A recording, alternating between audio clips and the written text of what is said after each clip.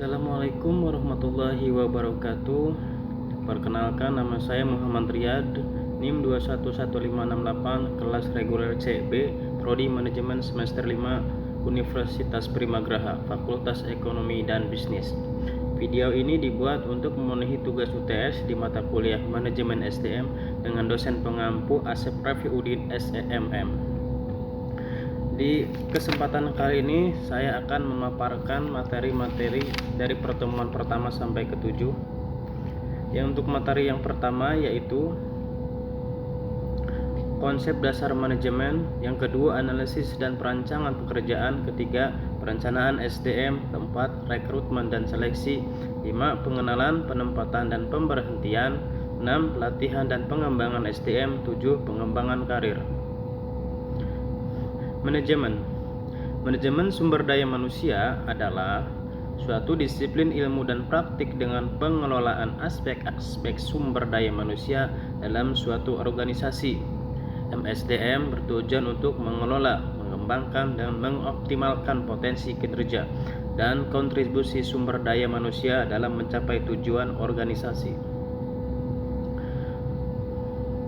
Konsep dasar manajemen. Prinsip-prinsip dan aspek penting konsep dasar manajemen yaitu perencanaan sumber daya manusia, rekrutmen dan seleksi, pelatihan dan pengembangan, manajemen kinerja, kompensasi dan penghargaan, hubungan kerja, manajemen perubahan, kesejahteraan karyawan, kepatuhan hukum, etika dan tanggung jawab, analisis data dan teknologi.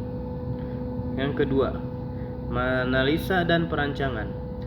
Analisa dan perancangan pekerja atau job analysis and design adalah suatu dua konsep terkait dalam manajemen sumber daya manusia, berfokus pada pemahaman dan pengaturan pekerjaan dalam suatu organisasi. Berikut penjelasan singkat tentang keduanya. Analisa pekerjaan.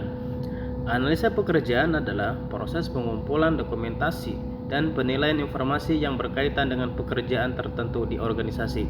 Tujuannya adalah untuk memahami tugas, tanggung jawab, kualifikasi, dan karakteristik pekerjaan. Hasil analisa pekerjaan dapat mencakup deskripsi pekerjaan atau job description yang mencantumkan detail pekerjaan seperti tugas, tanggung jawab, kualifikasi, dan kondisi kerja, serta spesifikasi pekerjaan yang menyebutkan kualifikasi dan kompensasi yang diperlukan oleh karyawan yang akan mengisi pekerjaan tersebut, serta membantu dalam rekrutmen, seleksi, pelatihan, evaluasi kinerja, dan manajemen kompensasi karyawan. Kedua, perancangan pekerjaan atau job design. Perancangan pekerjaan adalah proses mengatur dan memodifikasi pekerjaan agar lebih efisien, bermakna, dan sesuatu dengan bertujuan organisasi serta kebutuhan karyawan. Hal ini melibatkan pembagian tugas, tanggung jawab, dan wewenang, serta menentukan cara kerja yang optimal dan urutan pekerjaan. Tujuannya adalah meningkatkan produktivitas, motivasi karyawan, kepuasan kerja, dan mencapai tujuan organisasi. Kedua konsep ini saling terkait, di mana analisis pekerjaan merupakan dasar bagi perancangan pekerjaan. Dengan memahami dengan baik apa yang dibutuhkan dalam suatu pekerjaan melalui analisis organisasi, dapat merancang pekerjaan yang lebih efisien dan memotivasi karyawan. Hasil analisis pekerjaan juga membantu dalam menyusun deskripsi pekerjaan yang membantu dalam rekrutmen dan seleksi karyawan yang sesuai dengan kebutuhan organisasi. Materi ketiga yaitu perencanaan SDM. Perencanaan SDM adalah proses sistematis untuk meramaikan permintaan atau demand dan penawaran supply SDM di masa depan, yang bertujuannya adalah untuk menentukan jumlah SDM beserta karakteristik masing-masing, usia, pendidikan, keahlian, sifat, dan sebagainya yang dibutuhkan organisasi untuk mencapai tujuan strategis, operasional, dan fungsional. Materi keempat yaitu rekrutmen dan seleksi. Rekrutmen adalah aktivitas dan proses pencarian sumber daya manusia dengan motivasi, kemampuan, keahlian, dan pengetahuan yang dilakukan dengan penuh perhatian untuk mempekerjakan pada suatu jabatan atau organisasi. Tujuan rekrutmen. Tujuan rekrutmen adalah memenuhi kebutuhan karyawan, meningkatkan kualitas sumber daya manusia, meningkatkan produktivitas, meningkatkan diversifikasi, dan meningkatkan employer retention. Seleksi. Seleksi adalah kegiatan dalam manajemen SDM yang dilakukan setelah proses rekrutmen selesai dilaksanakan, yaitu dengan proses pemilihan orang-orang yang memiliki kualifikasi yang dibutuhkan untuk mengisi lowongan pekerjaan di sebuah organisasi. Tujuan seleksi yaitu menjamin perusahaan memiliki karyawan yang tepat untuk memenuhi suatu jabatan atau pekerjaan, memastikan keuntungan investasi SDM perusahaan, mengevaluasi dalam pekerjaan dan penempatan pelamar sesuai minat, memperlakukan pelamar secara adil dan meminimalkan diskriminasi, memperkecil munculnya tindak buruk karyawan yang seharusnya tidak diterima. Materi kelima, pengenalan, penempatan, dan pemberhentian.